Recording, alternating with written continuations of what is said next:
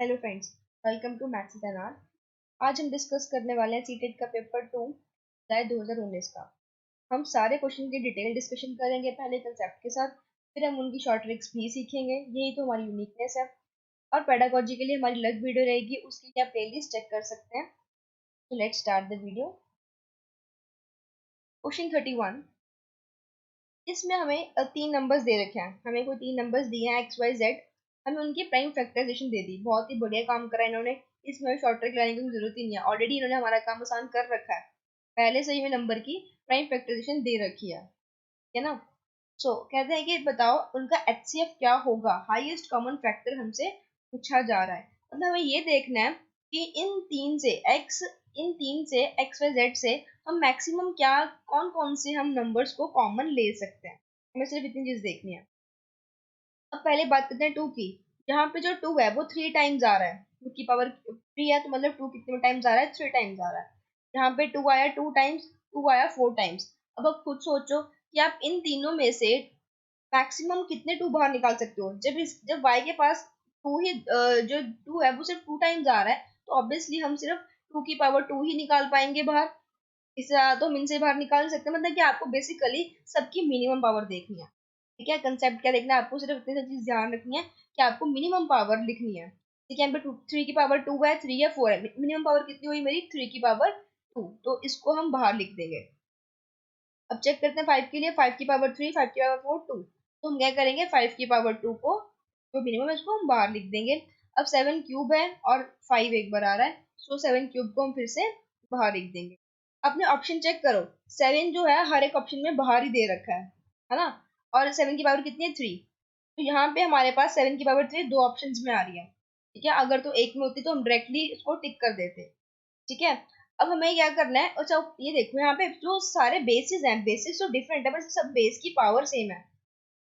तो हमारे पास basic rule क्या होता है एक्सपोनेंट्स एंड पावर्स का, उसमें हम सिर्फ क्या करते हैं, सारे बेसिस को मल्टीप्लाई कर देते हैं और पावर उसकी सेम रहती है। ठीक है, this is basic rule of exponents and power. इनको मल्टीप्लाई करो, five fifteen, fifteen two thirty, तो थर्टी की पावर आएगी टू, सेवन की पावर आएगी three, thirty square seven cube, तो ऑप्शन नंबर वन हमारा बिल्कुल करेक्ट होगा। ठीक है, सो इसमें तो मेरे को शॉर्ट ट्रिक की जरूरत थी ही नहीं, तो हम अपने माइंड में भी ऑरली कर सकते थे कि मिनिमम पावर लो, सबको मल्टीप्लाई करो सिंपली, कुछ नहीं करना था। एक बार दोबारा देखो, आपको क्या करना है, मिनिमम पावर को सर्कल करो। मिनिमम पावर ये है, ये मिनिमम है और ये मिनिमम है, इनको आपस में मल्टीप्लाई कर दो, पावर सेम रहेगी। हाँ, डायरेक्ट डायरेक्ट आंसर था, तो सिर्फ 5 सेकंड का, 10 सेकंड उसमें लगने भी नहीं वाले। ठीक है ना। अगर आपको पता है कि एचसीएफ क्या होता है, एचसीएफ क्या होता है, HCF is highest common factor. सबसे ज्यादा बड़ी है ना, हम कौन सी है, कौन सा नंबर जो सबसे बड़ा हम इनमें से बाहर निकाल सकते हैं, तो वही चीज हमें फाइंड करनी थी। ओके, तो नेक्स्ट क्वेश्चन करते हैं। अच्छा, एक टिप है यहाँ पे, टिप देना चाहूंगी, क्योंकि यहाँ पे हमारे पास क्या था, सारे जो नंबर्स हैं टू, थ्री, फाइव और सेवन, सारे के सारे ये क्या थे, प्राइम नंबर्स थे। तो हमारा काम आसान हो गया, प्राइम नंबर से। अगर हमारे पास यहाँ पे कोई भी कंप्लीट नंबर होता, फॉर एग्जाम्पल एट होता, मान लो यहाँ पे एट होता, तो आप पहले एट को प्राइम में चेंज करते, उसके बाद आप ये कंसेप्ट लगाते हैं, मतलब कि टू, एट को लिखते हैं two cube and then you will use this concept. ठीक है ना, हर बार नहीं लगाओगे, प्राइम फैक्टर्स के लिए है। ठीक है ना, मैंने आपको पहले बोला कि सबकी प्राइम फैक्टराइजेशन हो रखी है। जैसे हम ये एलसीएम से नहीं लेते होते, जैसे कि मान लो कोई नंबर ले ले 80, तो हम लिखते हैं 240, 220, तो हम इसको, इस चीज को हम क्या कहते हैं, इसको हम बोलते हैं प्राइम फैक्टराइजेशन। बेसिकली हम क्या कर रहे होते हैं, अपने नंबर को प्राइम फैक्टर्स में ब्रेक कर रहे होते हैं। ठीक है ना, तो यही मतलब होता है प्राइम फैक्टराइजेशन का। नेक्स्ट क्वेश्चन करते हैं। क्वेश्चन 32 है, हमें एक नंबर दे रखा है, बोला कि इस नंबर को इस फॉर्म में रिप्रेजेंट करो। ठीक है, हमें बोलने गया कि पी क्यू और आर क्या है, प्राइम नंबर्स। तो सिंपली हमें क्या कह रहे हैं कि इस कंपोजिट नंबर को प्राइम फैक्टर्स में ब्रेक करो। ठीक है, so it is prime factorisation फटाफट से करते हैं इसकी। ठीक है, सो सबसे पहले जाएगा ये, क्योंकि इवन नंबर है तो टू पे जाएगा, तो आएगा 26136। अगेन करेंगे टू पे आएगा 13068। फिर करेंगे टू पे तो आएगा 6534। अगेन टू पे ही जाएगा, इवन नंबर है 3267। अब ये जाएगा थ्री टू, यस अभी टाइम वाला है थ्री पे। थ्री पे करेंगे तो आएगा 1089। अगेन ऑन थ्री, बस 81999 हो गया ना। ये जाएगा फिर 3 पे, 3 6 3, अगेन ऑन 3 पे जाएगा, कितना आएगा 1 2 1, 1 2 1 तो हमें पता है 11 का स्क्वायर होता है, सॉरी 1 आएगा। ओके, सो अब देखो हमें क्या करना है। अब मेरे पास ये क्या बन रहा है, मेरे पास ये बन रहा है 2 आ रहा है मेरे पास 4 टाइम्स, 3 मेरे पास आ रहा है 3 टाइम्स, और 11 मेरे पास आ रहा है 11 इज कमिंग टाइम्स। ठीक है, तो 2 की पावर 4, 3 क्यूब और 11 स्क्वायर। हम कंपेयर करेंगे तो मेरे पास p कितना हो गया, p मेरा हो गया, p वो है जिसकी पावर 2 थी, तो मतलब 11, p 11, 2 मेरा कितना हो गया जिसकी पावर 3 थी, तो q हो गया मेरा 3, एंड r मेरा हो जाएगा 2। p q r आ गया, इसमें पुट करेंगे और हमारा आंसर आ जाएगा। ठीक है, सो p क्या है मेरा 11, 2 इंटू 11 प्लस q है मेरा 3, r है मेरा 2, 22 plus 3 minus 2, 23। Easy. Option number 3। देखो इसमें सिर्फ एक ही डिफिकल्टी थी, जो कि थी ये लंबी सी प्राइम फैक्टराइजेशन। अगर आप जल्दी जल्दी कर लेते हो इसकी डिवीजन, है ना, अगर आप फटाफट फाइंड कर लो तो क्वेश्चन में कुछ खास था नहीं, कंसेप्ट में कुछ खास लग नहीं रहा, only difficulty was the prime factorisation. Moving to next question. Question 33। If the 7 digit number, हमें एक नंबर दे रखा है 7 डिजिट्स का 1 3 4 x 5 8 y, इसमें हमें दो नंबर मिस कर दिए, क्या इस डिविजिबल बाय 72, कहते 72 से डिविजिबल है, कहते then the value of 2x plus y is, तो इसकी वैल्यू क्या होगी। हमें चेक करनी है डिविजिबिलिटी 72 के साथ, तो कोई डायरेक्ट टेस्ट तो होता नहीं मेरे पास 72 के लिए, हम देखेंगे कि इसके फैक्टर्स क्या बन सकते हैं। 9 8 द 72, इसके दो फैक्टर्स बन सकते हैं। ठीक है, अब हम क्या करेंगे, इसी नंबर के ऊपर डिविजिबिलिटी टेस्ट लगाएंगे, एक बार 8 का और एक बार 9 का। तो 8 का डिविजिबिलिटी टेस्ट क्या होता है, डिविजिबिलिटी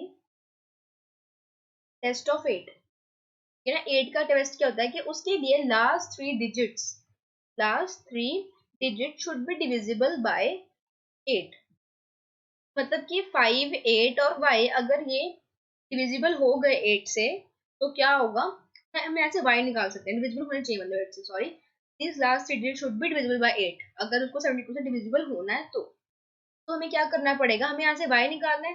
तो हम क्या करेंगे, हम चेक करेंगे कि 5 8 के बाद में यहाँ पे क्या नंबर पुट करूँ कि वो 8 से डिविजिबल हो जाए।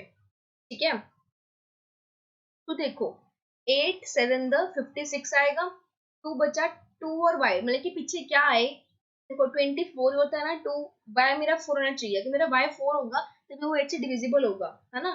कि देखो 8 से करेंगे, 8 8 7 द 56, 24 बचेगा, और 8 3 द 24, है ना। सो ये डिविजिबिलिटी हमारी टेस्ट सही हो जाएगा। तो मेरा y क्या आएगा, मेरा y मेरे पास होना चाहिए 4, y निकाल लिया, ऐसे हमें अब x भी निकालना है, तो हमें इसकी वैल्यू फाइंड करनी है, तो हमें x भी निकालना पड़ेगा। ठीक है, अब x के लिए क्या करेंगे, हम 9 से 9 का डिविजिबिलिटी टेस्ट लगाएंगे। 9 का टेस्ट क्या होता है कि इन सब नंबर्स का sum should be divisible by 9, इन सब नंबर का सम डिजिट्स का 3 प्लस 1 फिर 4 प्लस x, इन सबका अगर हम ऐड करें तो जो हमारा रिजल्टेंट नंबर आएगा वो 9 से डिविजिबल होना चाहिए। इनको ऐड करते कितना आएगा, 4 8, छोड़ते हैं अभी 8 8 16, फिर 16 5 कितना हो गया 21, 21 प्लस x प्लस y, मेरे पास जो ये नंबर आया, ठीक है, ये मेरा क्या आना चाहिए, इसका sum should be divisible by 9। ठीक है, अब आप ये देखो कि अच्छा अब अभी मैंने y तो मैंने निकाल ही लिया, y मेरा क्या आया था, y 4 आया था, तो मैं 4 पुट करूंगी, बन जाए 25 प्लस x। अब मैं 25 में क्या जोड़ूं कि वो 9 से डिविजिबल हो जाए, आपको ये देखना है। ठीक है, तो सोचो क्या जोड़ोगे 25 में कि वो 9 से डिविजिबल हो जाए। देखो 9 सीधा क्या था 27, तो मैं 2 जोड़ूंगी, तो मेरा x कितना आएगा 2, क्योंकि 27 मेरा 9 से डिविजिबल होता है। x कितना आ गया मेरा 2, y कितना आ गया 4, यहाँ पे पुट करते हैं, 2 मल्टीप्लाई बाय 2 प्लस 4 कितना आ जाएगा, 4 प्लस 4 जो कि मेरे पास आ गया 8। ठीक है, इसका आंसर कितना आ गया 8, ऑप्शन नंबर सी। ओके, तो अब देखो इस क्वेश्चन को फास्ट हम जल्दी जल्दी से हमें कैसे करना है। ठीक है, आपको कोई भी नंबर दे रखा हो 78 72 दे रखा हो, 24 दे रखा हो, अगर कोई भी आपको बड़ा नंबर दे रखा है जिसका हमारे पास डायरेक्ट डिविजिबिलिटी रूल नहीं है, तो हमेशा पहले क्या करो, उसके फैक्टर्स बना लो। 9 बनाया, 8 बनाया, क्या फटाफट फैक्टर बना लिए। अब हमें इन दोनों के डिविजिबिलिटी टेस्ट लगाने हैं। 8 का टेस्ट क्या होता है कि लास्ट के 3 नंबर जो है वो 8 से डिवाइड हो। तो आपको ये देखना है कि 5 8 तो है, पीछे में क्या पुट करूं कि मेरे पास 8 से डिविजिबल हो जाए। ये तो वो हमने देखा कि 4 पुट करने पे डिविजिबल आ रहा है, तो y मेरा कितना आ गया 4। 9 के लिए क्या चेक करना होता है कि इन सब का सम, हर एक डिजिट का sum should be divisible by 9। सबको प्लस करो और देखो कि मैं कितना जोड़ूं कि मेरे से 9 डिविजिबल हो जाए। देखो आपकी जो बेसिक कैलकुलेशन है, प्लस माइनस मल्टीप्लाई डिवाइड, ये बहुत मैटर करेंगे आपके पेपर में। अगर आपकी ये स्ट्रांग होगी तभी आप इसको फास्ट फास्ट कर पाओगे। ठीक है, तो नेक्स्ट क्वेश्चन करते हैं। अच्छा, तो following is not a Pythagorean triplet. सबसे पहले हमें ये सीखना पड़ेगा कि पाइथागोरियन ट्रिपलेट क्या होता है। तो ये ले लिया मैंने एक राइट एंगल ट्रायंगल, जिसमें मेरा सी क्या है, सी हाइपोटेन्यूज है, ए मेरा परपेंडिकुलर लगा लो या बेस भी कह सकते हैं, और ये मेरा क्या हो गया बेस। ठीक है, तो पाइथागोरस थ्योरम पहले हमें क्या बोलती थी कि H square is equal to P square plus B square. ये हम सबने पढ़ी हुई है 9th 10th क्लास में, सबको पता है कि हाइपोटेन्यूज का स्क्वायर है ना किसके इक्वल होता है, sum of square of opposite sides ना, मतलब कि पी और बी की। ठीक है, तो अब हमें ये देखना है। अच्छा, तो अगर मैं इनको लिख दूं एक पेयर बना के, जैसे कि अगर मैं लिख दूं यहाँ पे बेस, परपेंडिकुलर और हाइपोटेन्यूज, इसको हम क्या बोलते हैं, पाइथागोरन ट्रिपलेट बोलते हैं। हम क्या बोलते हैं, पाइथागोरन ट्रिपलेट। हमसे ये पूछा जा रहा है कि ये पाइथागोरन ट्रिपलेट है कि नहीं है। तो इसका एक तरीका तो यही हो गया कि आप क्या करो, सबसे बड़े को h ले लो, इसको p ले लो और इसको b ले लो, और यहाँ पे देखो पुट करके कि क्या h का स्क्वायर करो, फिर p का स्क्वायर करो, फिर b का स्क्वायर करो। मान लो h 25 है तो इसका स्क्वायर करो, p का स्क्वायर करो और फिर बेस का करो। ठीक है, तो आप चेक करो कि क्या ये सही है या नहीं है। एक तो तरीका आपको ये करना पड़ेगा जो कि थोड़ा लंबा है, आपको हर एक नंबर का स्क्वायर करके देखना पड़ेगा, जो कि प्रेफरेबल मैं कहूंगी नहीं है। ये स्कूल में अच्छा लगता है तरीका करने के लिए, पर हमें सीटेट में क्या करना पड़ेगा, थोड़े से शॉर्ट ट्रिक्स लगाने ही पड़ेंगे। तो आज हम सीखेंगे कि शॉर्ट ट्रिक से कैसे बता सकते हैं कि ये ट्रिपलेट है या नहीं है। ठीक है, अगर हमें ये चेक करना हो तो ये, हाँ जी ये तो है ही है 625। ठीक है, उसके बाद 24 स्क्वायर आएगा मेरे पास 576, 7 स्क्वायर 49, तो इनको ऐड करके मेरे पास 625 ही बनेगा। अगर तो आप इसमें कंफर्टेबल हो, है ना। अब देखो पर लेकिन ये पता क्यों नहीं सही है, क्योंकि देखो 84 का स्क्वायर निकालोगे, इतने बड़े बड़े नंबर का स्क्वायर निकालना डिफिकल्ट हो जाएगा, टाइम कंज्यूमिंग है, पर हम इतना टाइम कंज्यूम नहीं करना। तो कंसेप्ट तो इसका यही है, ठीक है ना, इसका ओरिजिनल तरीका तो यही है सॉल्व करने का, बट हम देखेंगे शॉर्ट ट्रिक से हम इसको फटाफट कैसे कर सकते हैं। इस क्वेश्चन की शॉर्ट ट्रिक के लिए हमें क्या करना पड़ेगा, है ना। अगर तो ऑड नंबर है, अगर आपका फर्स्ट डिजिट जो है अगर तो वो ऑड नंबर है तो उसके लिए ट्रिक अलग है, इवन के लिए ट्रिक अलग होगी। जैसे कि मेरे पास यहाँ पे सेकंड वाले पार्ट में है ना 8 जो है इवन है, बाकी सारे तो मेरे पास ऑड ही है। तो पहले हम सीखते हैं कि ऑड नंबर हो, अगर मेरा पहला नंबर अगर ऑड है तो उसके लिए ट्रिक क्या होती है। ओके, तो आपको क्या करना होगा, पहले आपको 7 का स्क्वायर करना होगा और उसको 2 से डिवाइड करना होगा। 7 स्क्वायर कितना होगा 49, 49 बाय 2 कितना आएगा मेरे पास 24.5 आएगा। ठीक है, अब आपको क्या करना है, इसके आसपास के मतलब कि इससे छोटा और बड़ा होल नंबर लिखना है, जो कि क्या होगा 24 और 25, इन्हीं के बीच में नंबर लाई करता है। ठीक है, तो आपके जो नेक्स्ट दो नंबर होंगे वो भी सेम होने वाले हैं, 24 और 25 वो सेम ही होंगे। ठीक है, बाकी बात चेक कर लो और चेक कर लेते हैं। जैसे कि 11 है, 11 का स्क्वायर 121 डिवाइड बाय 2, तो ये कितना आ जाएगा 60.5 आ जाएगा। ठीक है, आप देख लो ये भी दो इसके नंबर इसके आसपास के हैं, ठीक है ना, छोटा और बड़ा। नहीं देखो यहाँ पे गलत हो गया, नहीं देखो इसके आसपास के नंबर क्या होने चाहिए थे 60, और यहाँ पे होना चाहिए था मेरे पास 61। हाँ जी 61 से अब के बीच में आया है नंबर, तो ये मुझे यहाँ पे 63 दे रखा है, तो यहाँ पे 61 होता तो सही बात थी। तो ये तो मेरा गलत हो गया, ठीक है ना। 13 के चेक करें, 13 से होता है 169, डिवाइड करेंगे 2 से तो कितना आएगा 88 आएगा, फिर 4 84.5 आएगा। तो इससे बड़ा और छोटा नंबर लिखेंगे तो क्या आएगा 84 और 85 ना, इन दोनों के बीच में नंबर लाई करता है। तो देखो यहाँ पे भी 84 85 लिख रखा है, तो 4 भी ठीक है ना, 1 भी ठीक है। वैसे मुझे पता चल चुका है कि मेरा 3 रॉन्ग है, पर हम फिर भी देखते हैं कि अगर इवन नंबर हो तो उसका चेक कैसे करना है कि इवन नंबर के लिए हमारे पास क्या टेस्ट होता है। ठीक है ना, तो हम वो देख लेते हैं। अगर आपके पास नंबर इवन है तो आप क्या करोगे, उसको आप रखोगे इक्वल टू 2m, मतलब कि या फिर सिंपली कह लो कि इवन नंबर को 2 से डिवाइड करोगे तो आपके पास क्या आएगा 4। ये आ चुका है। तो आपके जो नेक्स्ट दो नंबर है वो आपके पास क्या होंगे m स्क्वायर प्लस 1 और m स्क्वायर माइनस 1 होने वाला है। मतलब कि 4 स्क्वायर 16 प्लस 1 और 16 माइनस 1, तो मतलब कि 17 और 15। अगर तो ये दो सेम नंबर आ गए, ठीक है। देखो यहाँ पे जैसे कि 8 क्या बना मेरे पास पेयर, 8 15 और 17 का मेरे पास ट्रिपलेट बनने वाला है, तो जो कि मेरा ऑप्शन नंबर 2 में है, मतलब वो भी सही है। ओके, मैं एक बार फिर से रिपीट करती हूँ, है ना, एक बार समरी लिख के दिखाती हूँ कि कैसे आपको चेक करना है। तो ऑड के लिए आप क्या करोगे, अगर आपका फर्स्ट नंबर ऑड है, स्मॉलेस्ट नंबर अगर आपका ऑड है, तो आपको क्या करना होगा, अपने नंबर का, मान लो अपना नंबर एक्स है, एक्स का स्क्वायर करो और टू से डिवाइड करो। ठीक है, वो हमेशा क्या आएगा, डेसिमल्स में आएगा।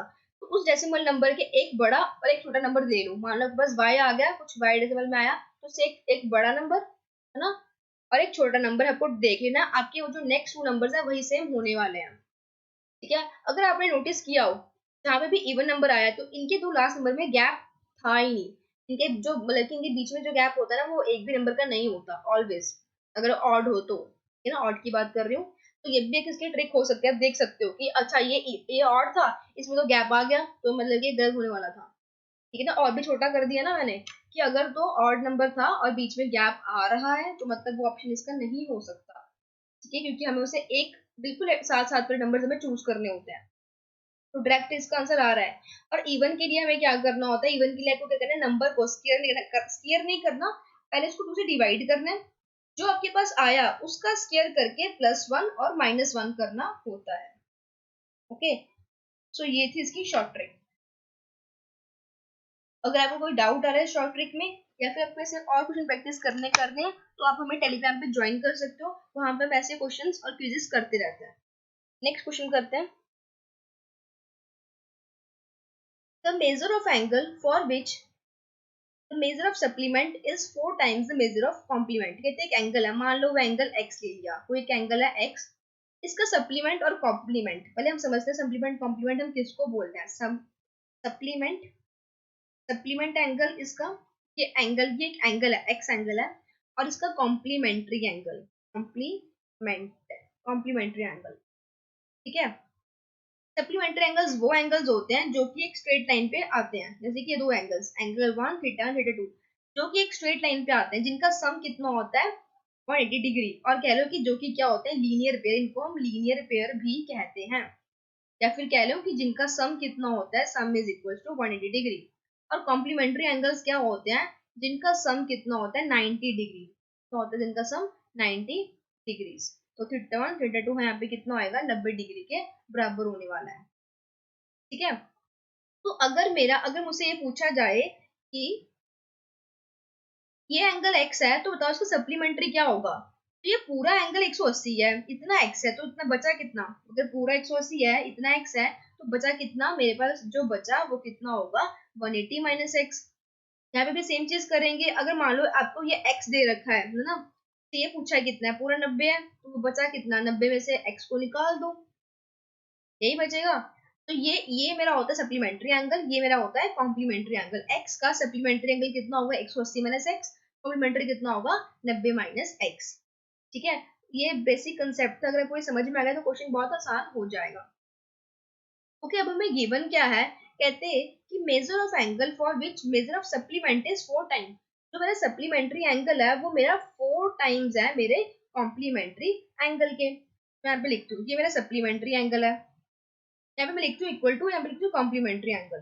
सप्लीमेंट्री एंगल बड़ा है मेरा, ऑब्वियसली वो बड़ा ही होगा क्योंकि वो लीनियर पेयर है, 180 के बराबर है, ये बड़ा है ना, कितना बड़ा है, 4 गुना है। तो अगर मैं इसको 4 से मल्टीप्लाई कर दूं तो ये बराबर हो जाएंगे, क्योंकि ये ऑलरेडी बड़ा है, छोटे को 4 से मल्टीप्लाई करेंगे तो ये बराबर हो जाएंगे। बस अब इसको सॉल्व भी तो करना है, अब तो कोई बड़ी बात है ही नहीं, आपको ये करना आता है। ब्रैकेट को सॉल्व करो, अंदर मल्टीप्लाई कर दो। ठीक है, कितना आएगा, 180 minus X equals to 360 minus 4x। ठीक है, थोड़ा सा इधर उधर करो, लाइक टर्म्स को इकट्ठा करो, तो 3x कितना आ जाएगा मेरे पास, 180, और x कितना आने वाला है मेरे पास, 60 degree. Option number 3, 60 degrees. Okay, ये क्वेश्चन तो बहुत इजी था। देखो, ये सिर्फ समझाने के लिए करा मैंने, ठीक है ना, जो सब ये हम कर रहे हैं ये सिर्फ समझाने के लिए करा मैंने, इतना करने की जरूरत ही नहीं थी। आपको डायरेक्ट याद ही होना चाहिए कि सप्लीमेंट्री मतलब 180 सम, कॉम्प्लीमेंट्री मतलब ये। आप डायरेक्ट इतना लिखोगे, आपको सिर्फ इतना से सॉल्व करना था, बस इतनी सी चीज लिखनी और सॉल्व करनी थी। उसको करने में सिर्फ 5 सेकंड लगे, ज्यादा टाइम नहीं लगने वाला। ठीक है ना, तो नेक्स्ट क्वेश्चन करते हैं। If the angle in degrees of triangle are this, हमें एक ट्राइंगल के एंगल्स दे रखे हैं, ये आया ट्राइंगल। ठीक है, हमें कह दिया कि जो इसकी ये एंगल्स हैं, एक एंगल इसका एक्स है, एक हमें बोल दिया कितना है 3x+20 है, और थर्ड एंगल में बोल दिया कितना है 6x है। कहते बताओ कि ये ट्राइंगल कैसी है, ऑब्ट्यूज है, एक्यूट है, राइट है, क्या आइसोसेलेस। बहुत ही आसान सवाल है। हमें एक प्रॉपर्टी लगानी है जिसको हम बोलते हैं एंगल सम प्रॉपर्टी। प्रॉपर्टी का नाम क्या होता है, एंगल सम प्रॉपर्टी। प्रॉपर्टी क्या बोलती है कि एक एंगल के इंटीरियर एंगल्स का सम कितना होता है 180 डिग्री। तो सबको प्लस कर देंगे, 6x+3x+20+x, सारे एंगल को प्लस कर दो, इक्वल टू रख दो 180 डिग्री के। 6+3 9, 9+x 10, 10x+20 is equal to 180 degree. क्या आप फटाफट कर सकते हो सॉल्व। तो कितना आ जाएगा मेरे पास, x will be my 16। x मेरे पास कितना आ गया 16। अभी देखो बी केयरफुल, अभी सिर्फ हमने x निकाला है, हमें और कुछ नहीं निकाला, ठीक है ना। हमें अभी ये एंगल्स तो फाइंड करना है। एक एंगल x था तो ये कितना आ गया 16 आ गया। ये कितना आएगा 6 मल्टीप्लाई बाय 16 जो कि कितना होता है 96। कि अब हम यहाँ पे एक्स पुट करेंगे, तो 3 × 16 + 20, तो ये कितना आ जाएगा मेरे पास 48 28। ये कितना आ जाएगा 28 68, सॉरी 68। 48 प्लस करेंगे तो 68 आ गया, ठीक है। तो अब देखो, अगर आपके पास एक एंगल भी 90 से बड़ा आ जाए तो वो मेरा कौन सा एंगल होता है, ऑब्ट्यूज। एक बार मैं सबको बताती हूँ शॉर्ट फॉर्म में कि कौन कौन से एंगल्स होते हैं, ट्रायंगल्स होते हैं सॉरी। ऑब्ट्यूज क्या होता है कि अगर कोई एंगल क्या है ग्रेटर देन 90। अगर आपके ट्रायंगल का एक एंगल भी 90 से बड़ा हो तो आप क्या बोलोगे, ऑब्ट्यूज। अगर सारे एंगल्स है ना स्मॉलर हैं, सारे एंगल क्या है छोटे हैं 90 से, तो क्या बोलोगे, एक्यूट। अगर आपके एंगल इक्वल टू आ जाए, अगर आपको कोई भी एक एंगल 90 डिग्री के बराबर आता है तो आप क्या बोलते हैं कि वो क्या है, राइट एंगल ट्रायंगल है। और अगर आपके दो एंगल्स टू इक्वल एंगल आते हैं, अगर आपके पास दो एंगल इक्वल आते हैं, टू इक्वल एंगल्स, मान लो आपके पास दो एंगल आते हैं, जैसे ये आया 96 तो दूसरे पे आता है 96, और दो एंगल बराबर आते हैं तो आप क्या बोलते हैं, कौन सी ट्रायंगल है, आइसोसेलेस ट्रायंगल, ठीक है। अभी इस केस में ऐसा कुछ भी नहीं हुआ, सारे 90 छोटे भी नहीं आए, कोई 90 भी नहीं आया और दो बराबर भी नहीं आए, तो सिर्फ एक ही सही चीज है कि 96 आया है जो कि 90 से बड़ा है, तो ये क्या होगा, तो ये ऑब्ट्यूज होगा, ठीक है, इजी। चलो आगे करते हैं। ये क्वेश्चन भी बहुत आसान है। इसमें क्या है, in triangle A B C and D E F तो मेरे ट्राइंगल्स दे दी दो। कहते हैं एंगल सी और एंगल एफ बराबर है, ये एंगल और ये एंगल बराबर है, ठीक है। तो मैं फिर बोल दिया कि ए सी और डी एफ भी बराबर है। फिर मैं बोला कि बी सी और ई एफ भी बराबर है, मैंने सब कुछ इक्वल दे दिया, ठीक है। अब हमें बोला गया है कि अगर ये जो साइड ए बी है, हमें ये ए बी कितनी दे रहे हैं 2x-1 दे रहे हैं, तो हमें ये कितना दे रहे हैं 5x-4 के बराबर दे रहे हैं। इधर बताओ x कितना होगा। देखो हम यहाँ पे सिंपल 8th क्लास की कॉन्ग्रुएंसी लगाएंगे। क्या लगाएंगे 8th क्लास की कॉन्ग्रुएंसी का रूल लगाने वाले हैं। यहाँ पे कौन सी कॉन्ग्रुएंसी लग रही है हमारी, ठीक है ना।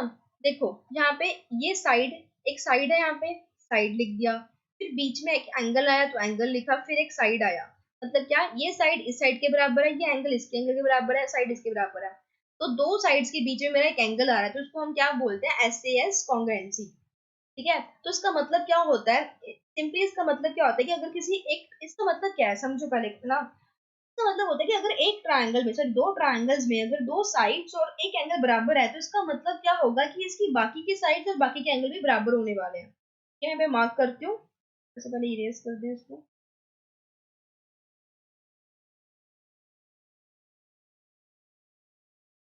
अब देखो, अगर ये दो ट्रायंगल कॉन्ग्रेंट हो जाएं, अगर दो ट्रायंगल्स कॉन्ग्रेंट हो जाए तो उसका मतलब क्या है, तो इसकी बाकी की साइड और जो बाकी के एंगल बचे हैं ना, तो ये भी बिल्कुल बराबर होने वाले हैं। और ये एंगल, इसका मतलब क्या है कि ये बिल्कुल बराबर होने वाले हैं। इस यही मतलब होता है कॉन्ग्रेंसी का, बिल्कुल इक्वल, मतलब कि जो ट्रायंगल दोनों एक जैसी हैं, बिल्कुल इसकी मिरर इमेज है, ये भी कह सकते हो आप, ठीक है। तो अगर ये दो साइड बराबर ही होगी तो मतलब क्या है कि 2x-1 और 5x-4 बराबर होने वाले थे ना। इनको सॉल्व करेंगे तो क्या आ जाएगा, -1 + 4 = 5x - 2x, तो आ जाएगा 3 = 3x। x कितना आ जाएगा मेरा 1। हमें x निकालना, तो find the value of x। x मेरा कितना आ गया 1। अब देखो, आपको पेपर में इतना करने की जरूरत ही नहीं है। आपको पता चल गया, अगर आपको कभी भी दो साइड्स और एक एंगल इक्वल दे रखा हो तो मतलब वो ट्रायंगल क्या होगा, कॉन्ग्रुएंट। मतलब कि इनकी साइड्स भी कहते हैं बराबर। आपको सिर्फ इतनी सी चीज करनी थी पेपर में और कुछ भी नहीं करना है ना। आपको सिर्फ इनको इक्वल रखना था। अगर आपको कॉन्ग्रेंसेस रिवाइज करनी है तो आप 8th क्लास में एनसीईआरटी से रिवाइज कर सकते हो। इसके अलावा और भी बहुत सारे होते हैं हमारे पास रूल, जो कि होते हैं एसएसएस। लेकिन अगर आपको 3 साइड्स इक्वल दे रखी हो, ठीक है, ऐसे मेरे पास 5 रूल्स होते हैं। आरएचएस होता है ना, एसएएस होता है, एएएस होता है। तो हमारे पास ऐसे रूल्स होते हैं, आप इनको रूल्स को रिवाइज कर सकते हो एक बार 8th क्लास की बुक से। Okay, moving to next question. One side of triangle is 5 centimetre. हमें एक ट्राइंगल दे रखी है, ठीक है। कहते हैं कि इसकी एक साइड क्या है, 5 सेंटीमीटर की है, दूसरी 10 सेंटीमीटर की है, and its perimeter is P. हमें थर्ड साइड नहीं दे रखी तो उसको मैं एक्स मान लेती हूँ। तो पेरीमीटर की मेरा क्या होगा, 10 प्लस 5 प्लस एक्स, जो कि आ जाएगा मेरे पास 15 प्लस एक्स। ये होगा मेरा पेरीमीटर, ठीक है। सो तो कह रहे हैं मेरे को the least and the greatest possible value of P. कहते हैं बताओ पेरीमीटर क्या हो सकता है, ज्यादा से ज्यादा और कम से कम, क्या मतलब कि एक्स की वैल्यू में मैक्सिमम क्या पुट कर सकते हैं, मिनिमम क्या पुट कर सकते हैं। तो सबसे पहले हमारे पास एक प्रॉपर्टी होती है ट्रायंगल्स की, कि ट्रायंगल की दो साइड का सम, ठीक है ना, हमेशा बड़ा आएगा थर्ड साइड से। अगर ऐसा ना हुआ तो वो ट्रायंगल कभी नहीं बनती। मतलब क्या है कि अगर मैं 10 प्लस 5 को, अगर 10 और 5 को प्लस करूं, तो इनका जो सम है वो हमेशा बड़ा आना चाहिए, किससे, एक्स से। इनका सम बड़ा आना चाहिए एक्स से, और इन दोनों का सम बड़ा चाहिए 10 से। मतलब कि 5 plus x should be greater than 10 होना चाहिए। और इन दोनों का सम बड़ा होना चाहिए ऑब्वियसली 5 से। मतलब कि दो को प्लस करो, उनका सम बड़ा होना चाहिए थर्ड साइड से। मतलब क्या, x मेरा 15 से बिल्कुल भी बड़ा नहीं हो सकता। हम ऐसे हम यहाँ पे 15 से कोई कम वैल्यू भी पुट कर सकते हैं। देखो इक्वल टू भी नहीं डाला मैंने यहाँ पे। अगर यहाँ पे मैं डाला तो इक्वल टू, मतलब हम यहाँ पे 15 ले सकते थे, बट इक्वल टू नहीं है तो मतलब हमें 15 से छोटा नंबर ही कोई लेना पड़ेगा। मतलब कि मैं x को है ना मैक्सिमम 14 ही पुट कर सकती हूँ, इससे बड़ा नंबर मैं पुट नहीं कर सकती, ठीक है। तो मतलब इनको प्लस करो, कितना आ गया मेरे पास, 29 आ गया। इसका मतलब कि मेरा पैरामीटर जो है वो मैक्सिमम 29 वैल्यू ही ले सकता है। देखो कौन सा ऑप्शन में है, दो ऑप्शन में आ गई, तो थर्ड में और फर्स्ट में आ गई है ना 29। तो हमें चेक करना है कि मिनिमम वैल्यू इसकी कितनी हो सकती है। तो उसके लिए हम क्या करेंगे, चलो यहाँ से मेरे पास क्या आ रहा है देखो, 5 को उधर ले जाओ, कितना आएगा 10 माइनस 5, एक्स कितना आ गया मेरे पास 5। एक्स मेरा 5 से बड़ा है। 5 से बड़ा क्या हो सकता है, 6 7 8 कुछ भी हो सकता है। तो मैं ले लेती हूँ एक्स को 6। 5 से बड़ा तो 6 ही ले सकते हैं ना अभी फिलहाल के लिए। तो क्या करेंगे, अब एक्स को पुट कर दो 6, तो 5 प्लस 6 कितना हो जाएगा 21। Option number 3। Next question, question 39। Let X be median of the data. हमें एक्स दे रखा है इस डाटा का मीडियन। सबसे पहली चीज जो आपको मीडियन निकालने के लिए करनी होती है, वो है कि अपने डाटा को असेंडिंग या डिसेंडिंग ऑर्डर में अरेंज करना। तो फटाफट वो करते हैं। I am arranging in ascending order. सबसे पहले 8 लिखा, 8 काट दिया, फिर 9 आ रहा है, उसके बाद 9, 9 के बाद हमारे पास 13 आ रहा है। यस, 13 एक बार आया, 13 दो बार आया। हाँ, तो 13 13। इसके बाद देखते हैं 14, 14 एक दो 3 बार, 3 बार क्या आ रहा है मेरे पास 14 14 14 14, क्या है। फिर 15 आया मेरे पास, 1 एंड सॉरी 14 एक बार और आया है, 4 बार आ गया।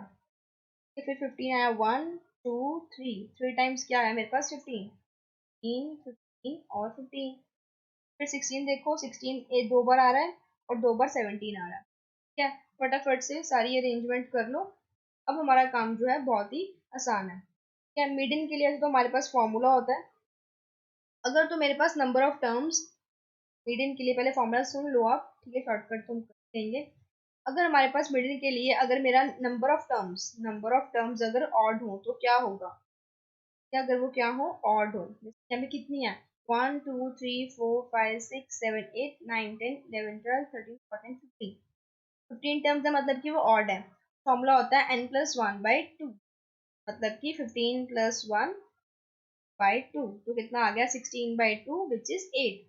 तो 8 नंबर की टर्म आपका आंसर होगी, 1 2 3 4 5 6 7 8, मतलब कि 14। मतलब कि आपका 14 क्या आ गया, अभी मीडियन आ गया। और हमें कहा गया था कि एक्स मेरा क्या है, मीडियन, तो मतलब मेरा एक्स कितना आ गया 14।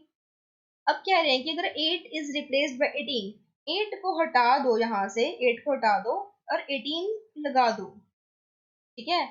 कहते हैं कि जो मेरा मीडियन है वो y हो गया। अब नंबर ऑफ टर्म्स तो उतनी ही रही है ना, नंबर ऑफ टर्म्स तो चेंज नहीं होंगे, मतलब कि 8 थी मेरी, होगी मेरा मीडियन भी। पर अब 8 नंबर पे कौन सा आएगा, 1 2 2 3 4 5 6 7, और 8 पे मेरा क्या आएगा, 15 आएगा। मतलब कि मेरा नया जो मीडियन है वो कितना आने वाला है, 15। पूछे what is the sum of X and Y, इनका सम पूछ रहे हैं, प्लस कितना आता है, इनको आएगा 29। ठीक है ना। तो अगर आप ये फॉर्मूला भूल जाते हो, चलो चलो ऐसे करते हैं कि पहले इवन के लिए देख लें फॉर्मूला क्या होता है। इवन के लिए फॉर्मूला थोड़ा अलग होता है। उसके लिए क्या होता है, n/2 करो, n/2 टर्म निकालो, और bye n/2 plus one term निकालो। दो टर्म्स निकालो और उन दोनों का मीन ले लो, मतलब कि प्लस डिवाइड बाय 2 कर लो। जैसे कि अगर मान लो, जैसे कि मेरा 14 और 15 मान लो, ये दो टर्म्स आ गई, 14 और 15 को ऐड करो, डिवाइड बाय 2 करो, वो आपका इवन नंबर का मीडियन आता है। ठीक है, ये उसके लिए फॉर्मूला है। तो अब अगर आप चाहते हो कि आप ये फॉर्मूला ना लगाओ, बिना फॉर्मूला लगाए हम कैसे बता सकते हैं कि मीडियन क्या होगा। देखो मीडियन क्या होता है बेसिकली, पहले आप ये समझो, मीडियन होती है मिड वैल्यू। वो क्या होती है, मिड वैल्यू, कि बीच में क्या वैल्यू आ रही है, मिड में, मिडल में क्या वैल्यू आ रही है। तो आप क्या करो, इक्वल नंबर ऑफ टर्म्स आगे छोड़ दो, इक्वल नंबर ऑफ टर्म पीछे से छोड़ दो। जैसे कि मान लो कि उस समय 15 टर्म्स थी, 15 टर्म्स थी आपके पास, है ना। तो इसका मतलब कि आधा करना है, आधा छोड़ दो इधर, आधा छोड़ दो इधर। जैसे कि अगर मैं यहाँ पे मार्क करूँ तो 3 काटो आगे से, 3 काटे मैंने पीछे से, 3 और काट दो, 3 और काट दिए, ऐसे काटते जाओ। ये एक काटा, एक काटा, मेरे पास बीच में क्या होगा, एक ही टर्म बच जाएगी। तो वही मेरा क्या होने वाला है, हमेशा मीडियन होने वाला है। ठीक है, इवन में आपके पास दो टर्म्स बचेंगी, ऑड में आपके पास हमेशा एक ही टर्म बचेगी। ओके, तो नेक्स्ट क्वेश्चन करते हैं। Question number 14। अ बैग कंटेन्स, एक बैग है मेरे पास, मेरा बैग वैसे बीकर बन गया, चलो कोई बात नहीं। इसमें क्या है, 3 वाइट कलर की बॉल्स हैं। ठीक है, उसके बाद हमारे पास दो है ब्लू कलर की बॉल्स, दो ब्लू कलर की बॉल्स हैं, और फिर 5 जो बॉल्स हैं वो है रेड कलर की। 1 2 3 4 और 5, ऐसा कुछ है। बिकर बिकर नहीं, बैग हमारे पास ऐसे बॉल्स हैं। इधर one ball is drawn at random, एक बॉल हमने यहाँ से बाहर निकाल ली, रैंडमली निकाल ली मिक्स करके, हमें पता कौन सी बॉल निकली। प्रोबेबिलिटी क्या होगी कि वो बॉल रेड ना हो, रेड ना होने की प्रोबेबिलिटी। ठीक है, रेड कितनी थी, 5 है, रेड को छोड़ दो। 1 2 3 1 2 3 4 5, 5 बॉल्स ऐसी हैं जो कि रेड नहीं है, विच आर नॉट रेड। और प्रोबेबिलिटी का फॉर्मूला क्या होता है, उसका फॉर्मूला होता है फेवरेबल आउटकम्स, है ना, अपॉन टोटल नंबर। लेकिन जो चाहिए, मतलब मुझे क्या चाहिए, रेड नहीं चाहिए, तो मतलब 5 मेरी क्या होगी, फेवरेबल आउटकम्स। और पूरी बॉल्स कितनी थी मेरे पास, 5 प्लस 2 प्लस 3 मतलब कि 10, 5/10 कितना आ गया, 1/2। तो ऑप्शन नंबर 4 मेरा आंसर हुआ। ये क्वेश्चन तो 2 सेकंड का भी नहीं था, आपको बस देखने ने पूछा क्या है, इनको प्लस करो टोटल आ गया, पूछा नॉट रेड, रेड नहीं, मतलब कि जो बाकी बच गई व्हाइट और ब्लू, तो 5/10, very easy question. Okay, next करते हैं। Total surface area of cuboid is, हमें क्यूबॉइड का टोटल सरफेस एरिया दे रखा है। अभी आ चुकी है मेंसुरेशन, मेंसुरेशन करने के लिए आपको फॉर्मूला याद होने चाहिए, बिना फॉर्मूला के मेंसुरेशन हम नहीं कर पाएंगे, इनके लिए ट्रिक्स भी काम नहीं आएंगी जब तक आपको मेंसुरेट के फॉर्मूलाज नहीं आ। तो पूछा गया टोटल सरफेस एरिया। क्यूबॉइड एक शेप होती है, जिस रूम में आप बैठे हो उसको हम क्यूबॉइड शेप कहते हैं। ठीक है, सरफेस एरिया दो तरह के होते हैं, सरफेस एरिया हमारे पास दो तरह के होते हैं। एक होता है हमारे पास टोटल सरफेस एरिया, टीएस है टोटल सरफेस एरिया। एक होता है मेरे पास कर्व सरफेस एरिया, सीएस से, कर्व सरफेस एरिया। इनमें फर्क क्या होता है, जिस रूम में बैठे हो उस रूम को देखो। ठीक है, अगर हम उस रूम के सिर्फ 4 वॉल्स को कंसीडर करें, सिर्फ 4 दीवारें लें, तो वो होती है मेरी कर्व सरफेस एरिया। अगर हम छत और फ्लोर को भी काउंट कर लें तो हम उसको क्या बोलेंगे, टोटल सरफेस एरिया। ठीक है, तो ये तो बात हुई सरफेस एरिया की। अब मुझे दिया क्या हुआ है, मुझे दिया हुआ है टोटल सरफेस एरिया। तो उसका फॉर्मूला क्या होता है, टीएसए का फॉर्मूला होता है 2 × LB plus BH plus HL, ये होता है फॉर्मूला। तो सरफेस एरिया की बात हो रही है, कोई बड़ी बात तो हो नहीं रही, एरिया ही निकाल रहे हैं हम। तो ये फॉर्मूला कैसे बना है, सोच के देखो। अगर ये मेरी एल है, ये मेरी ब्रेड्थ है, और ये मेरी हाइट है। ठीक है, अगर आप अपने छत का देखो, ये L × B है, तो इसका एरिया कितना होगा, है तो एक शेप रेक्टेंगल की ना, तो एरिया कितना होगा, L × B, है ना। और सेम होगा ये नीचे फ्लोर का, वो भी L × B होगा, तो वो हो गया 2LB आ गया। अगर आप एक राइट साइड के वॉल का देखो तो वो क्या आएगा, ये ना HL आएगा, इधर का भी HL आएगा। ऐसे ही आप देख लो इस वाली फ्रंट वाली वॉल का, ये क्या आएगा मेरे पास, LH, LH, ये LH आ गया, तब BH आ जाएगा। तो ऐसे करके ये 2 2 है ना। तो 6 दीवारें, 6 इसका 6 होते हैं फेजेस, तो ऐसे ही हो गया ये। ठीक है, चलो वैसे फर्क नहीं पड़ता फॉर्मूला बना कैसे है। तो हमें दे रखा है ये 194, तो हमें ये दे ही रखा है। कहते हैं its length, if its length is 8, and हमें लेंथ और ब्रेड दे रखी है, हमें हाइट नहीं दे रखी। अगर तुम्हें हाइट दे रखी थी फिर तुम्हारा काम आसान था। हमें हाइट नहीं दे रखी, लेंथ दे रखी है 8, ब्रेड दे रखी है 6। जो दे रखा है उसको वहां पे पुट कर दो ना, हाइट हमें निकालनी है। आपको इसको सॉल्व करके यहाँ से हाइट निकालनी होगी। ठीक है, 194/2 कर देंगे, यहाँ पे कितना हो जाएगा, 8 6 48 प्लस 6h प्लस 8h। तो कटिंग करेंगे, यहाँ पे मेरे पास आने वाला है 97, और 2 -48 इधर हो जाएगा मेरे पास, इनको करेंगे प्लस, आ जाएगा 14। यहाँ से h मेरे पास आने वाला है, इधर आएगा 45/47, 7/2। h कितना आ गया मेरे पास, 7/2। क्या, तो अब नेक्स्ट स्टेप हमारे पास क्या होने वाला है, मैं पूछा क्या गया, वॉल्यूम। वॉल्यूम का फॉर्मूला क्या होता है, L into B into H, this is volume of cuboid. क्या है, होप आपको फॉर्मूला सारे याद है। L मेरे पास कितना है 8, B कितना है 6, हाइट कितनी है 7/2। कटिंग कर दो हमारे पास इसकी, क्या आएगा, 7 6 तो 42, मल्टीप्लाई 4 4 टू द 8, 4 4 टू 16, कितना आ गया, ऑप्शन नंबर 3 विच इज 168।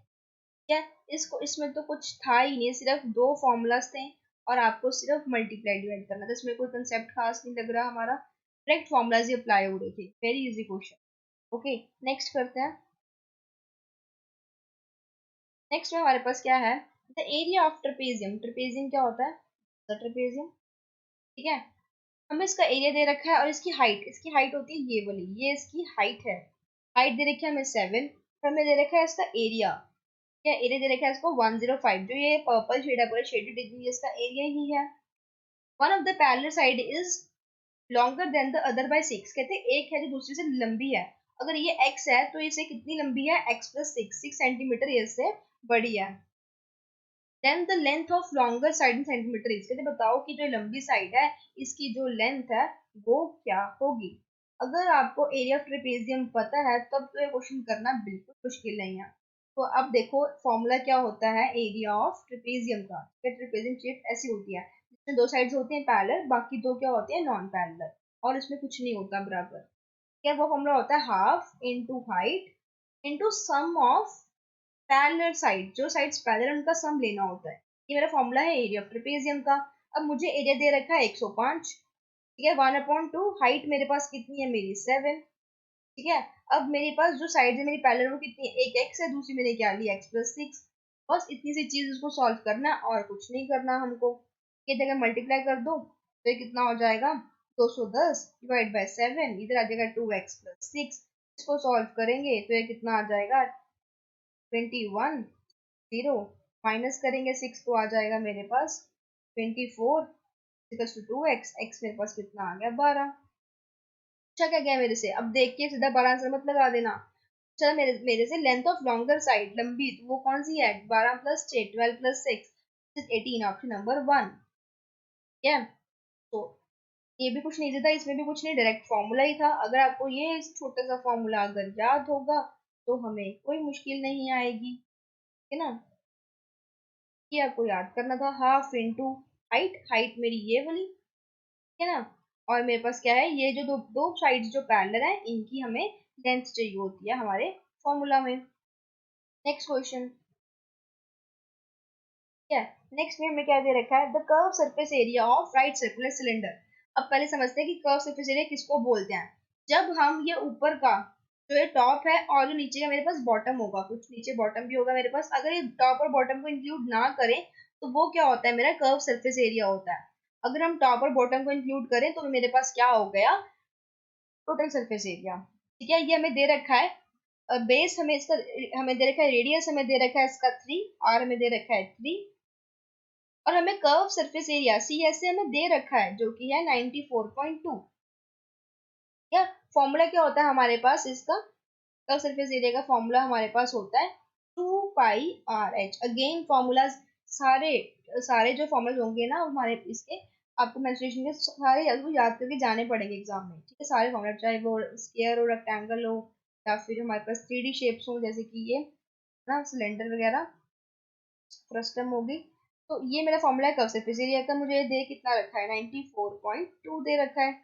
अब मुझे यहाँ पे पता है रेडियस पुट करेंगे 4.3.14 मेरी होती वैल्यू पाई की, हमें बोला है यही ले लेंगे हम। रेडियस मुझे 3 दे रखा है। यहाँ से पहले मुझे हाइट निकालनी पड़ेगी, उन्होंने हमें हाइट डायरेक्टली नहीं दे रखी। इसके पहले हम हाइट निकालेंगे, उसके बाद हमें क्या निकालना है, वॉल्यूम। ठीक है, तो हम उसके बाद निकालेंगे वॉल्यूम। वॉल्यूम का फॉर्मूला क्या होता है मेरे पास, पाई आर स्क्वायर एच। ठीक है, काम तो आसान सा ही है, फटाफट करते हैं। ठीक है, 3 to the 6, 6 multiply 3.14 into H is equals to 94.2। इनको मल्टीप्लाई करेंगे कितना आएगा, 6.428, क्या है, फिर आएगा 18, क्या जाएगा इंटू एच। अब इनकी हमें करनी है डिवीजन, तो वो आने वाली है हमारे पास 5। क्या, अब मेरी हाइट तो मैंने निकाल ही दी है। क्या, अब मुझे पुट करना है उसको वॉल्यूम के फॉर्मूले में, वॉल्यूम निकालना है। ये सारी काम आपकी मल्टीप्लिकेशन का है, जितनी आप स्पीड से करोगे कैलकुलेशन को उतना ही जल्दी आपका काम होगा। पाई की वैल्यू क्या है, 3.14 लेनी है। आर रेडियस मेरे पास कितना है, 3, 3 का स्क्वायर 9, हाइट कितनी है 5। ये तो बस हमें अब इनको मल्टीप्लाई करना है, 9 5 द 45, इसको मल्टीप्लाई करेंगे और हमारा आंसर आ जाएगा। This will be 141.3, option number 2। Okay, देखो अभी तक जितने भी क्वेश्चन थे सारे ये कौन से चल रहे हैं, दो तीन हमें सारे क्वेश्चन मेंसुरेशन के, सारे किसके ऊपर है, फॉर्मूला के ऊपर डिपेंड करते हैं, और कोई बड़ी बात नहीं है। क्या, next question, if x is added to each of this, हमें कहते हैं अगर हर एक नंबर में हम x ऐड कर दें, the number so obtain is in the order and are proportional, what is the number. कहते हैं जो हमारे पास नंबर्स आएंगे ना, वो सारे ना प्रोपोर्शनल होंगे। देखो, अगर मैं 14 में x जोड़ दूं, 12 में भी x जोड़ दूं, 34 में भी x जोड़ दें, और लास्ट नंबर मेरे पास क्या है, 30 में भी x जोड़ दें, प्रोपोर्शनल में पता है हम क्या करते हैं, कि इनको हम, देखो ये रेशो में है, प्रोपोर्शनल के साइन ये लगाएंगे, ये हमने देखा होगा बचपन में, साइन ये होता है प्रोपोर्शनल के लिए। इसका मतलब क्या है कि इनको डिवाइड करो और इनको डिवाइड करो, वो दोनों इक्वल आएंगे, इनकी डिवीजन क्या है, बराबर। ये इसका मतलब क्या है कि 14/x/12/x के बराबर है मेरे पास 34/x इसके इक्वल है, ये बोलना चाह रहे हैं हमें प्रोपोर्शनल। ठीक है, तो हमें पहले यहाँ से x की वैल्यू निकालनी होगी, वही हम x की वैल्यू क्या करेंगे, यहाँ पे पुट कर देंगे। ठीक है, उसके लिए करो, क्रॉस मल्टीप्लाई कर लो। क्या, इनको मल्टीप्लाई करो, तो 14 3 42, 420 प्लस 4 करेंगे multiply, x square is equals to, क्या, x square plus, I hope आपको मल्टीप्लाई करना आता होगा, इन नंबर्स को हमें कैसे मल्टीप्लाई करना है, 408। ठीक है, अब यहाँ से ये तो डायरेक्ट कट ही गया, जाके माइनस हो जाएगा, चले जाते हैं, तो क्या आएगा, 2x आएगा, इनको माइनस करेंगे तो मेरे पास आने वाला है 12, हाँ 8 और 20 12 है। ठीक है, तो x कितना आ गया मेरे पास, 6 आ गया। देखो अगर जिस किसी को नहीं पता तो मल्टीप्लाई कैसे कर रहे हैं, दो ब्रैकेट्स हैं हमारे पास, है ना, तो हम क्या कर रहे हैं, पहले एक बार इसको इससे मल्टीप्लाई, इसको इससे मल्टीप्लाई, फिर x को इससे मल्टीप्लाई, इसको इससे मल्टीप्लाई, इनको मल्टीप्लाई करके लाइक टर्म्स को मैंने ऐड करा, जो कि ये थी मिडिल टर्म मेरी। ठीक है, अब मेरे पास x मेरे पास आ चुका है 6, तो हम यहाँ पुट कर देते हैं अंडर रूट ऑफ। ठीक है, तो कितना आएगा, 12 मल्टीप्लाई 6 प्लस 9, तो ये बन जाएगा 72 plus 9 which is under root of 81, जो कि ऑब्वियसली क्या आने वाला है, 9। तो ऑप्शन नंबर 2 मेरा करेक्ट है। तो ये भी क्वेश्चन इजी था, इसमें आपका कंसेप्ट क्या था, आपको पता चाहिए कि प्रोपोर्शनैलिटी का मतलब क्या होता है। ठीक है, और कुछ नहीं। नेक्स्ट क्वेश्चन है हमारे पास, which are the following statements are true, इनमें से कौन सी स्टेटमेंट ट्रू है। कहते हैं कि एक रेगुलर हेक्सागन है, तो क्या उसकी सिर्फ 4 ही साइड्स होंगी सिमेट्री की, आपसे ये पूछा जा रहा है, ये ट्रू है या फॉल्स है। हेक्सागन क्या होता है, हेक्सागन नाम से मुझे पता चल रहा है जिसकी 6 साइड्स हो, ये क्या हो, 6 साइड्स वाला। अच्छा, आगे वर्ड डाल दिया ना रेगुलर, इसका मतलब क्या होता है कि जिनके सारे साइड्स बराबर हैं, बिल्कुल ये सिमेट्रिकल, हमारे पास एक हेक्सागन दे रखा है, क्या इसकी सिर्फ 4 ही लाइंस है सिमेट्री की, आपको ये बताना है। तो अब देखो ड्रॉ करके, एक तो ये देखो ऐसे सिमेट्रिकल बन रहा है, या और देखो ये ऐसे भी सिमेट्रिकल बन रहा है, या इसको हम कितने तरीकों से ऐसे कट कर सकते हैं कि उसकी कितनी सिमेट्रिकल लाइंस बनेंगी। देखो आपको ये सब करके टाइम वेस्ट करने की जरूरत बिल्कुल नहीं है, पेपर में इस उलझन में नहीं फंसना। आपको एक चीज याद रखनी है कि अगर आपके पास किसी भी, अच्छा बात करेंगे सिर्फ रेगुलर की, बात नहीं, सिर्फ रेगुलर पॉलीगन की बात हो रही है। मतलब क्या है इस वर्ड का, कि जो कि जिसकी सारी साइड्स क्या है, बराबर है, जैसे कि स्क्वायर होता है ना।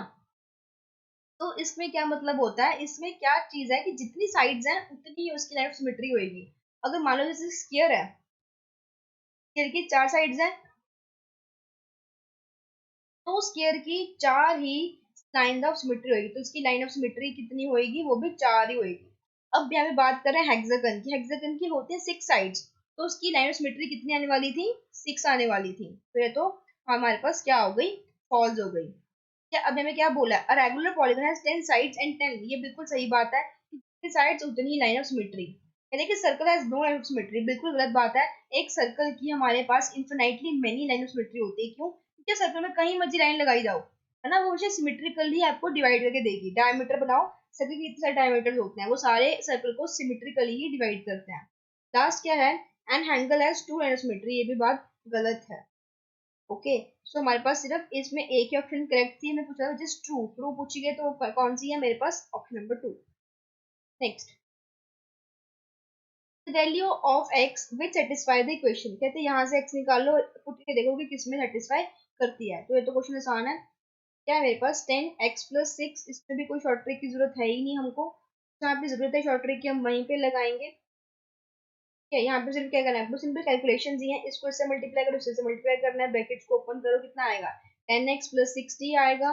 फिर यहाँ पे भी ऐसे ही करो सेम, कितना आएगा 8x, 24 इज इक्वल टू, इधर भी सेम करो 25x-20। इनको करेंगे ऐड, कितना आ जाएगा 18x, फिर इनको करेंगे तो हमारे पास आ जाएगा 30x, 25x-20। लाइक टर्म्स को इकट्ठा कर देंगे, 36+20 इज इक्वल टू 25x-18x। यहाँ पे मेरे पास आ जाएगा 56 is equal to 7x, x is equal to 8। Okay, अब आपको क्या करना है, अब आप ऑप्शन चेक करोगे, आप यहाँ पे ना हर एक जगह पे x को 8 पुट करके देखो कौन से ऑप्शन में बिल्कुल बड़ा सेटिस्फाई हो रहा है। अगर मैं x को 8 पुट करूँ, 8 - 3 कितना हो गया 5, 5 × 5 25, इधर क्या आ जाएगा, इधर तो ये तो यहाँ पे तो नहीं बैठा। अगर हम इसको पुट करें लास्ट वाली में तो क्या बनता है देखो, 8 - 5 इज इक्वल टू 2 × 8 - 3 +5, कितना आ रहा है ये 15 बनेगा इधर, और इधर कितना आ रहा है, इधर भी 15 बन रहा है। तो आपको सिर्फ यही चेक करना था कहाँ पे होता है सेटिस्फाई। तो अगर आप बात नोटिस करो, अगर आपकी बेसिक कैलकुलेशन बहुत स्ट्रांग है तो आपके क्वेश्चन बहुत जल्दी कर सकते हो, है ना। तो फिर तो ये मजाक ही है। What should be subtracted from this to obtain this, कहते हैं मान लो एक नंबर दे रखा है आपको यहाँ पे, एक नंबर दे रखा है यहाँ पे, कहते हैं कि इसमें से क्या माइनस करूं कि मेरे पास ये आ जाए, इसमें से क्या माइनस करूं, क्या निकाल दूं कि मेरे पास ये चीज आ जाए। तो हम क्या करेंगे, देखो फ्रॉम लिखा है, फ्रॉम वाली चीज मुझे पहले आती है, तो इस पूरे टर्म नंबर में से मैं क्या निकाल दूं, मान लेते हैं कि हम कैपिटल एक्स को निकाल रहे हैं, या इसमें से क्या निकाल दूं कि मेरे पास क्या आ जाए 11x - 16y + 7a आ जाए। क्या, बेसिकली मुझे x की वैल्यू निकालनी है, मुझे क्या करना चाहिए, अगर x उधर चल जाए तो जाके प्लस हो जाएगा, इस पूरे को जाके माइनस कर देंगे, ये मतलब इनको आपस में हमें क्या करना है, सब्ट्रैक्ट। तो 5y - 13x - 8a, तो इसको उधर ले जाएंगे तो +x बन गया, इन सबको एक एक करके इधर शिफ्ट करते हैं तो कितना आएगा -11, साइन सबके चेंज हो जाएंगे, तो ये किसके इक्वल आ जाएगा, x के इक्वल आ जाएगा, कैपिटल x के इक्वल आ जाएगा। तो बस इनको प्लस माइनस कर देते हैं फटाफट, 5 लाइक टर्म्स को इकट्ठा कर दो, 16 + 5 21y -13 माइनस ये है तो कितना आ जाएगा -11, तो 24x, यहाँ पे है ये a है, -8a -7a, तो कितना हो जाएगा मेरे पास 15a is equals to capital X. तो देख लो कौन सी ऑप्शन सेट बैठ रही है, 21y, इसमें भी है इसमें भी है, -24x, हाँ जी, तो option number 3 is correct. Simply हमें सिर्फ इनको सब्ट्रैक्ट ही करना था और कुछ भी। नेक्स्ट क्वेश्चन, एट में क्या है, सिर्फ सिंप्लीफिकेशन ही करनी है, हमें अपना 5th क्लास का बॉडमास रूल ही लगाना है और हमें कुछ खास नहीं करना है। देखो हमारे पास यहाँ पे क्या है -4 + 2, तो यहाँ पे कितना आएगा -2 आएगा, फिर मल्टीप्लाई मेरे पास -3 है, ये लिख दिया, ठीक है, हो जाएगा माइनस माइनस प्लस हो जाएगा, +3 लिख दो। यहाँ पे क्या हो रहा है, ठीक है, ब्रैकेट है, यहाँ पे ब्रैकेट लगा लेते हैं। कितने 7 से 21 आएगा, 21 -8 आएगा। फिर क्या है, +4 है तो +4 लगा दिया। अब क्या है, ये डिवाइड का साइन है, प्लस का है, तो -48 + 6 कितना आ जाएगा मेरे पास, 8। नेगेटिव का 8 आएगा। ठीक है, तो इसको मल्टीप्लाई कर लो, कितना आएगा, 3 to the 6। क्या, और कुछ नहीं, इसमें सिर्फ प्लस माइनस करना है, इसमें मेरे बताने लायक कुछ ज्यादा है नहीं है। तो 21 -8 करेंगे तो मेरे पास आ जाएगा 13। तो 8 4 32 आ गया। तो ये कितना बन जाएगा, 39 -32। तो ये आ जाएगा मेरे पास 7। 7 और 6 हो गए मेरे पास 13। Option number 3। Okay, next question, the last question for the day. The fraction are in decreasing और इंक्रीजिंग ऑर्डर। हमसे ये पूछा जा रहा है कि इंक्रीजिंग डिक्रीजिंग ऑर्डर। देखो, इसको करने का सबसे बकवास तरीका क्या होता है कि जो कि ज्यादातर बच्चे करते हैं, इन सबको पहले डेसिमल में चेंज करने लग डेसिमल में चेंज करते हैं और फिर देखते हैं। अगर तो आपके पास फ्री टाइम है पेपर में, तो आप एक काम कर सकते हो कि सबको डिवाइड करो ऐसे, डेसिमल में चेंज करो, डेसिमल लगाओ, जीरो लगाओ, करते रहो अगर फ्री हो। अगर फ्री नहीं हो तो मेरे पास एक बहुत ही कमाल की ट्रिक है, जो कि क्या है, सबसे पहले ट्रिक के लिए आपको क्या चेक करना है कि आपके सारे डिनोमिनेटर्स बड़े हैं कि नहीं है। अगर तो नहीं है ना, फिर तो थोड़ा काम आसान है। फिर तो चलो देखो, यहाँ पे सारे डिनोमिनेटर बड़े हैं, न्यूमिनेटर से बड़ा है, ये भी बड़ा है, ये भी बड़ा है, सारे बड़े हैं। अगर तो हमारा डिनोमिनेटर बड़ा होता है न्यूमिनेटर से, डी इज बड़ा बड़ा है और छोटा है, तो इसको हम बोलते हैं प्रॉपर फ्रैक्शन। इसको हम क्या बोलते हैं, प्रॉपर फ्रैक्शन। पढ़ा होगा सबने, ठीक है ना। पर अगर हमारे पास क्या हो, एन बड़ा हो और डी छोटा हो, तो इसको हम क्या बोलते हैं, इम्प्रॉपर फ्रैक्शन। इसको हम क्या बोलते हैं, इम्प्रॉपर फ्रैक्शन। चलो, फिलहाल तो बात सिर्फ प्रॉपर फ्रैक्शन की हो रही है, ठीक है। अब आप क्या देखो, ट्रिक नंबर 1 है ये मेरी, कि सबसे पहले आप क्या चेक करो कि आपके इन दोनों के नंबर्स के बीच में गैप कितना है। जैसे कि 44 और 49 में कि कितने नंबर का फर्क है, 5 नंबर का फर्क है। इनमें कितना फर्क है, इनमें भी 5 नंबर का फर्क है। इसमें कितना है, 3 का फर्क है। इसने थोड़ा काम खराब कर दिया। और इसमें कितना है, इसमें भी 5 नंबर का ही फर्क है। अब देखो, 1 2 और लास्ट वाले में सब में 5 5 का डिफरेंस है, तो हमारा काम पता है बहुत आसान हो गया है। देखो, मेरे पास नंबर क्या है, 44/49, दूसरा क्या है 33/38, और लास्ट क्या है 24/29। इन सब के बीच में जो गैप है वो 5 5 का ही है। तो सबसे आप इस सबसे आसान तरीका क्या होता है इसे करने का, कि आप न्यूमरेटर चेक कर लो, जो बड़ा है तो मतलब वो सबसे बड़ा ही होने वाला है। मैं पूछा गया डिसेंडिंग ऑर्डर, मतलब कि क्या है ना, बड़े से छोटा।